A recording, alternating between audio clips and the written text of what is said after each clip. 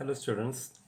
Next point in the chapter is what is meant by skew lines. In three-dimensional geometry, there are in two-dimensional geometry there are two possibility of the lines. Two lines are parallel. If two lines are not parallel, then these two lines are intersect to each other. But if two lines are not parallel as well as not intersect to each other, such a type of lines is called as the skew lines, and which is possible in three-dimensional geometry.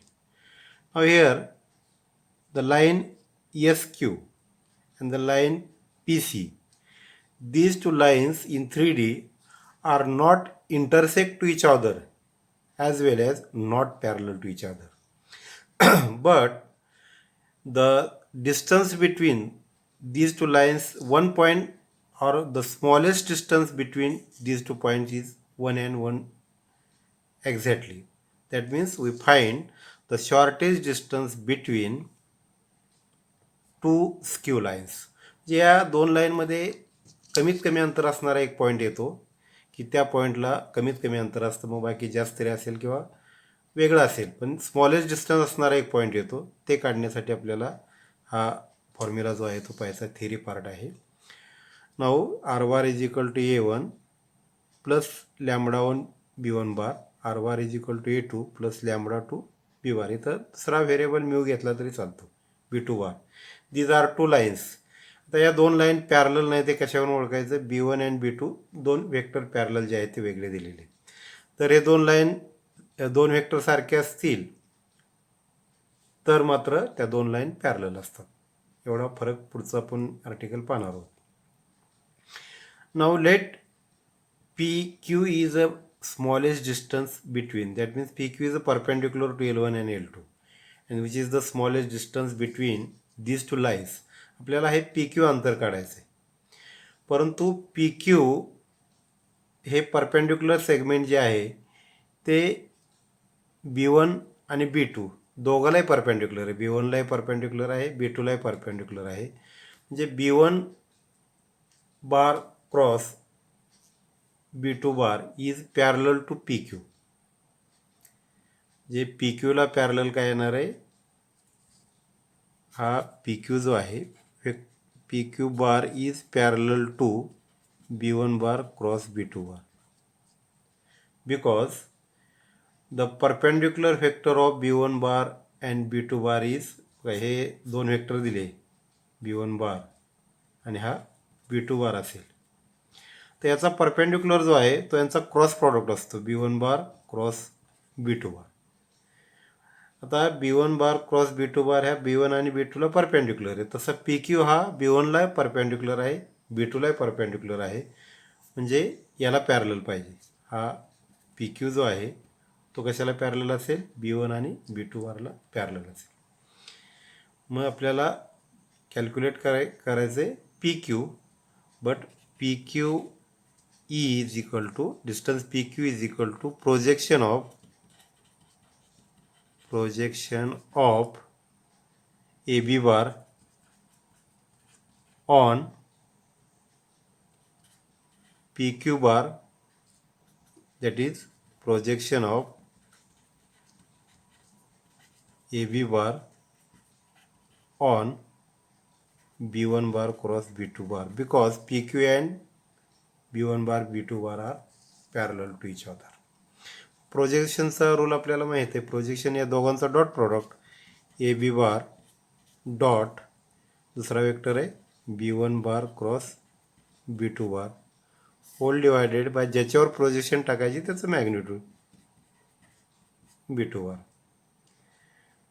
आणि आपल्याला distance काढायचं आहे त्यामुळं त्याचं magnitude. आता AB बार जे आहे ते पोझिशन वेक्टरच्या फॉर्ममध्ये काय येणार आहे?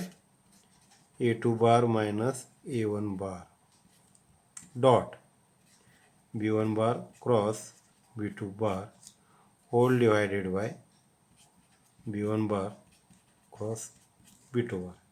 म्हणजे हे शॉर्टेज डिस्टन्स PQ जे आहे ते कसं काढता येईल आपल्याला? ए बी बार म्हणजे A2 बार मायनस A1, एचा आणि बीचा पोझिशन वेक्टर माहिती आहे त्याच्यावर A B bar dot B1 bar cross B2 बार हे दोन वेक्टर माहिती आहेत, त्यांचा क्रॉस प्रॉडक्ट त्याच्या मॅग्निट्यूडने त्याला डिवाईड करायचं. तर याचा वापर करून आपल्याला स्क्यू लाईन्स हा उल्लेख नसतो, find shortage distance between two lines या पद्धतीनं लक्षात ठेवायचं. किंवा शॉर्टेज डिस्टन्स जरी दिलेलं नसेल, find distance between two lines असेल आणि B1 आणि B2 वेगळा असेल तर समजायचं की हा फॉर्म्युला ॲप्लाय करायचा. आणि हे दोन्ही सारखं असेल तर आपण पुढचा फॉर्म्युला पाहणार आहोत. बघा पुढचा थेरम जो आहे तो आहे distance between two parallel lines. म्हणजे लेट L1 आणि L2 R to parallel lines. इथं L1 आणि L2 लाईन काढलेल्या आहेत. Equation of L1 A1 lambda B bar R bar is equal to equation of L2 is A2 bar plus mu into B bar. Lambda 1 lambda 2 घेतलं चालतं. हे जे scalar आहेत ते डिफरंट आहेत, but B bar is common. That means these two lines are parallel to B bar. B bar कुठे इथं घ्या, इथं घ्या. हे बी बार आणि लाईन L1 L2 पॅरलल आहेत. स्क्यू लाईनमध्ये हे B1 आणि B2 वेगळे असतात, याच्यामध्ये दोन्ही सारखे असतात. मग आपल्याला याचं उत्तर जे आहे ते कसं काढायचं, म्हणजे डिस्टन्स जे आहे थोडक्यात काय BM आपण परपेंडिक्युलर टाकूया. हा BM आपल्याला कॅल्क्युलेट करायचा आहे. तर BM मिळवायचं आपल्याला. तर in triangle AMB sine theta is equal to BM divided by काय येणार आहे AB. म्हणजे BM is equal to AB sine theta. हे ट्रिगोनोमेट्रीचा वापर आपण इथं केलेला आहे. आणि आता हा AB वेक्टर जो आहे, vector theta is angle between AB bar and line L2चा आहे, परंतु आपण इथं L2च्या ऐवजी L2 is parallel to B bar घेऊया. Theta is angle between AB bar and B bar. इथे ॲक्च्युली लाईन L1मध्ये अँगल आहे AM, परंतु AM is parallel to B bar. हा B बार घेतला. Therefore AB bar cross B bar is equal to mod of AB bar into mod B bar into sine theta into N cap. N cap is a unit vector perpendicular to this plane. दोन लाईनच्या प्लेनला N cap हा perpendicular plane आहे. आपल्याला AB bar cross B bar is equal to हा formula या ठिकाणी मिळाला. म्हणजेच AB bar into sine theta into B bar into याचं जर ह्याचं मॅग्निट्यूड घेतलं तर ते काय येणार आहे 1 येईल. युनिट वेक्टरचं मॅग्निट्यूड 1 येईल. आणि ही जी व्हॅल्यू आहे याच्याबद्दल आपल्याला काय ठेवता येईल BM. याला समजा फ्रॉम 1 म्हटलं तर काय येईल BM into mod of B bar is equal to AB bar cross B bar मॅग्निट्यूडमध्ये. Therefore BM is equal to mod of AB bar cross B bar divided by its magnitude that is B bar. AB bar is B bar बघा इथला AB बार जो आहे तो A2 आहे. A2 bar minus A1 bar cross B bar divided by its magnitude. हा झाला BM.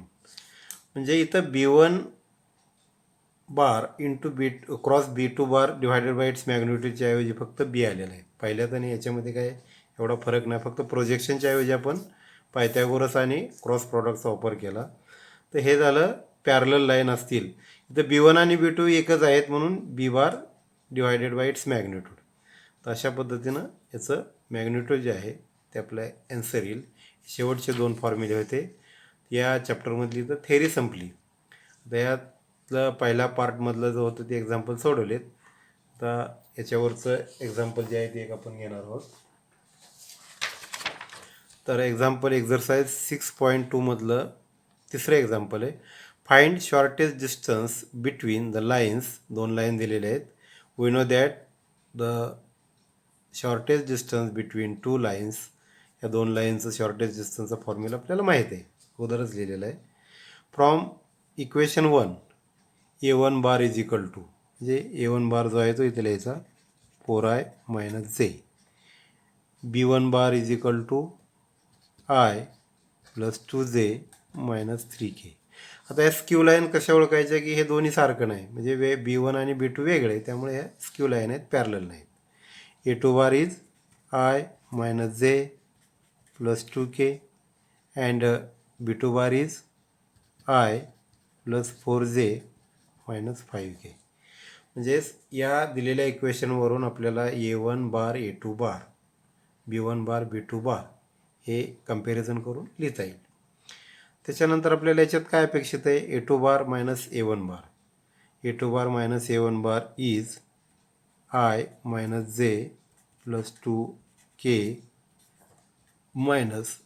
4i - j is equal to काय ते बघा, i - 4j - 3i -j -j minus plus म्हणजे प्लस 0j आणि 2k - 0 plus 2k.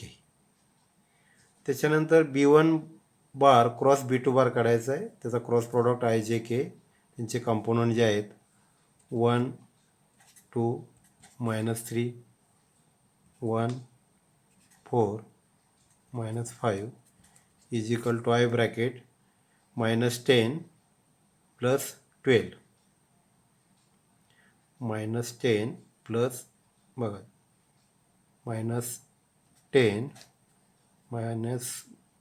Plus 12 -j -5 plus 3 plus k 4 - 2 is equal to 2i + 2j + 2k. याचं magnitude काय येईल, 2² इज 4 + 2² इज 4 + 2² इज √12 म्हणजे 2√3. 4 त्रिक 12, 4चा वर्गमूळ 2 निघेल. तर या दोघांचा क्रॉस प्रॉडक्ट जो आहे A2 - A1 बार कॅल्क्युलेट केलेला आहे आपण इथं. तो किती आला आहे, -3i + 0j + 2k डॉट हा 2i + 2j + 2k यांचा डॉट प्रॉडक्ट येईल -6 + 0 + 4 इज इक्वल टू -2. आता डिस्टन्स जे आहे त्याच्यामध्ये किमती ठेवा आहे. इथं फॉर्म्युला परत लिहित नाही मी आता. A2 बार - A1 बार तो काढलेला आहे आपण, किती आलेला आहे, किंवा त्यांचा क्रॉस प्रॉडक्ट डॉट प्रॉडक्टच काढलेला आहे. हे किती आलं बघा, या किमती ठेवायच्यात आपल्याला फक्त. समजा इथं फॉर्म्युला लिहितो, A2 bar - A1 bar dot B1 bar cross B2 bar whole divided by mod of B1 bar cross B2 bar. तर इथं ऑलरेडी या किमती काढल्यात. -2 divided by 2√3 is equal to 2ला 2 कॅन्सल होईल, -1/√3. Distance is always positive, therefore we take modulus, that is d is equal to 1/√3 is the solution of the 1/√3 unit. म्हणजे जे पाठीमागं उत्तर दिलेलं आहे तेवढं आपलं उत्तर या ठिकाणी आलं. तर अशा पद्धतीनं लाईनवरची एक्झाम्पल जे आहेत, आता जे पॅरलल लाईन असतील, आता एक्झरसाइजमध्ये असं गणित नाही, पण पॅरलल लाईन असतील तर हा फॉर्म्युला वापरा. शॉर्टेज डिस्टन्ससाठी हा, आणि पाठीमागचा distance from given point two given line झालेला आहे. तर अशा पद्धतीने हे शेवटचे 3 पॉईंट या लाईनवरचे संपले. आणि लाईन आणि प्लेनमधलं लाईन हे आर्टिकल पहिलं जे आहे ते आज आपलं संपलेलं आहे.